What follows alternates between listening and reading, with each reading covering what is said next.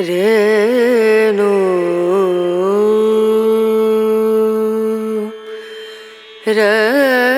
দেউতা 1 মিনিট ৰবা। তুমি টেবুলৰ পৰা পইচা চুৰ কিয় কৰিছা? চুৰ? মই চুৰ কৰিছোঁ? অহাকালি মোৰ বাৰ্থডে কাৰণে সেইখিনি পইচা থৈ দিছিলোঁ। তুমি সেইখিনি পইচা চুৰ কৰিছা? চুৰ কৰা নাই। মোক মাত্ৰ পইচাৰ অলপ প্ৰয়োজন আছিল বাবে মই নিজৰ সন্তানৰ পৰা পইচা অলপ লৈছিলোঁ। দেউতা, কাৰোবাৰ পৰা কিবা বস্তু নোকোৱাকৈ ল'লে তাকে চুৰ কৰা বুলি কয়। আৰু তুমিও এটা চুৰেই। মায়া প্লিজ, কাইলৈ অন্তত অকণমান সোনকালে আহা, নহ'লে বাৰ্থডে এৰেঞ্জ কোনে কৰাব কোৱাচোন? আৰু শুনা, মোৰ যিখিনি ফ্ৰেণ্ড আছে মই মাতিছোঁ, তোমাৰো যিখিনি ফ্ৰেণ্ড আছে তুমি মাতি দিবা হা। আৰে বাবা, চিন্তা কৰিবলগীয়া একো নাই। তুমি ভাল পোৱা ব্ৰেণ্ডেড হুইস্কি অৰ্ডাৰ কৰি থৈ দিছোঁ। আৰু ৰাতি ডিজে পাৰ্টি। আহি যাবা, ৰাতি পূৰা এনজয় কৰিম। বাবা 1 মিনিট, মই দেৰিকৈ তোমাৰ লগত কথা পাতি আছোঁ। বাই। দেউতা, তুমি আহিছা ভালেই কৰিছা। অহাকালি মোৰ বাৰ্থডে যে, তাৰ বাবে কিবা কিবি ব্যৱস্থা কৰি আছিলোঁ। ভাল, জন্মদিন পাতিব লাগে। কিন্তু বাবা, মোৰ মানে অলপ পইচাৰ প্ৰয়োজন আছিল। পইচা? কিমান পইচা লাগে তোমাক? 1000 মান টকা পৰিব চাগে। 1000 টকা? আৰে ইমান পইচাৰে কি কৰিবা তুমি? তোৰ জন্মদিনত প্ৰত্যেকবাৰে আমি ভগৱানৰ ওচৰত প্ৰাৰ্থনা জনাওঁ। তাতে আকৌ তোৰ মাৰ মৃত্যুতিথি একেলগে পৰিছে এইবাৰ। গতিকে দেউতা প্লিজ, কিবোৰ যে ভাবি থাকা তুমিও। জন্মদিন বুলি তুমি ভগৱানক থাপন এখন নিদিলে মই মৰি নাযাওঁ। আৰু মৃত্যুতিথি বুলি ভগৱানক সেৱা কৰি থাকিলেও মা আৰু কেতিয়াও ঘূৰি নাহে। মাই চাবলৈ আহিব নেকি তুমি আজি ইয়াত কি কৰিছা কি কৰা নাই? কিমান বছৰ হৈ গ'ল মাই মৰিবলৈ, আৰু তুমি মাৰ পিছতে পৰি আছা। ৰেণু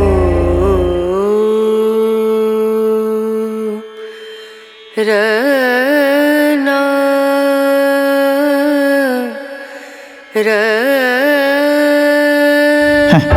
প্লিজ দেউতা, এতিয়া মিছাতে এই চকু পানী টুকি নাটক নকৰিবা। আৰু তোমাৰ নিজৰ দোষৰ কাৰণে আমাক এতিয়া জগৰীয়া নকৰিবা। মই তোক অকণো দোষ জাপি দিয়া নাই,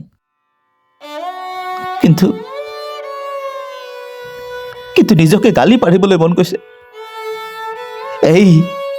এই গাল দুখনত প্ৰচণ্ড জোৰে চৰ মাৰিবলৈ মন গৈছে। আচলতে মোৰেই ভুল। মই তোৰ কথা মতে গাঁও এৰি কেতিয়াও চহৰলৈ আহিবই নালাগিছিল। তোমাক গাঁৱৰ পৰা ইয়ালৈ আনি ভুলহে কৰিছোঁ। আনিব নালাগিছিল তোমাক। মই ভবাই নাছিলোঁ যে নিজৰ সন্তানৰ পৰা পইচা অলপ লওঁতে সুধি ল'ব লাগে, অনুমতি যে ল'ব লাগে। এবাৰ যে সুধি চাব লাগে। সুধিব লাগিছিল, কাৰণ 1000 টকা এটা কম পইচা নহয়। তুমি জানানে এতিয়া মই কিমান প্ৰব্লেমত পৰিছোঁ? ঠিকেই, মই তোৰ 1000 টকাটো নি বহুত লোকচান কৰিলোঁ। তোৰ বহুত অসুবিধা হ'ল,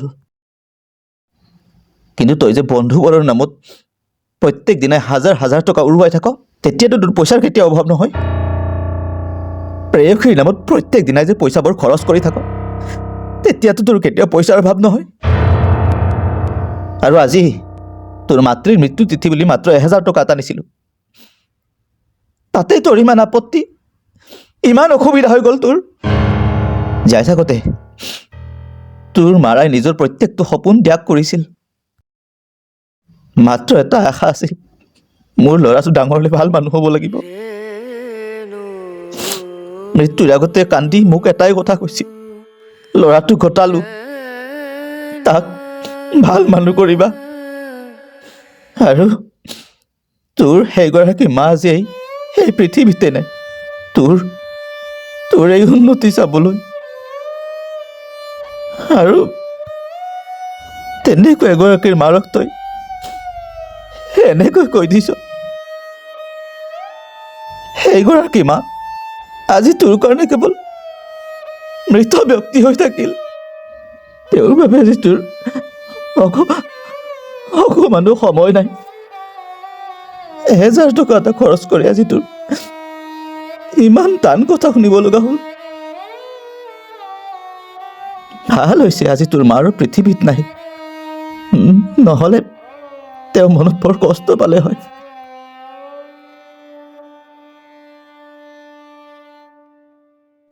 এটা কথা, এয়া চাগে তোৰ জন্মদিন বুলি মোৰ চাগে শেষ হৰাই আছিল, কাৰণ মই ৰাতিলৈ আজি ট্ৰেইনত গাঁৱলৈ যাম, গাঁৱৰ ঘৰতে থাকিম। তই আজিৰ পৰা নিজৰ ৰুমতেই থাকিবি ইয়াত, তোক আৰু আমনি কৰিবলৈ মই কেতিয়াও নাহোঁ।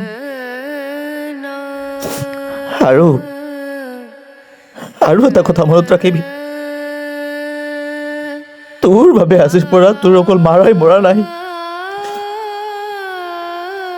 আজিৰ পৰা তোৰ কাৰণে তোৰ দেউতাও মৰিছে।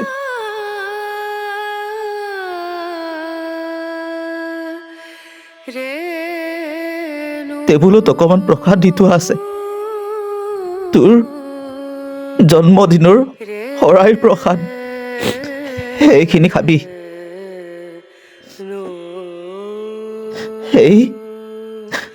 এইটো তোৰ শেষ জন্মদিন আমাৰ পৰা, ভগৱানৰ আশীৰ্বাদ বুলি প্ৰসাদখিনি খাই যাবি।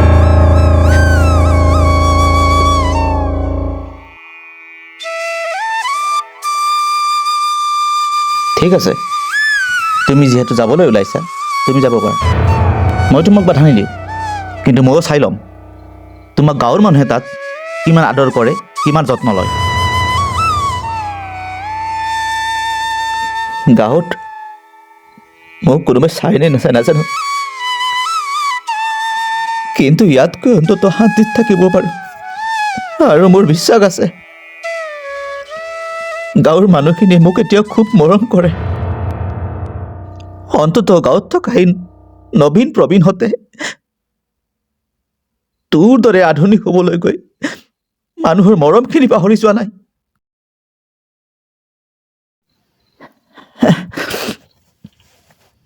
থাকিবি, মোৰ ৰাতি 8 বজাত ট্ৰেইন আছে, মই ৰেডি হওঁগৈ।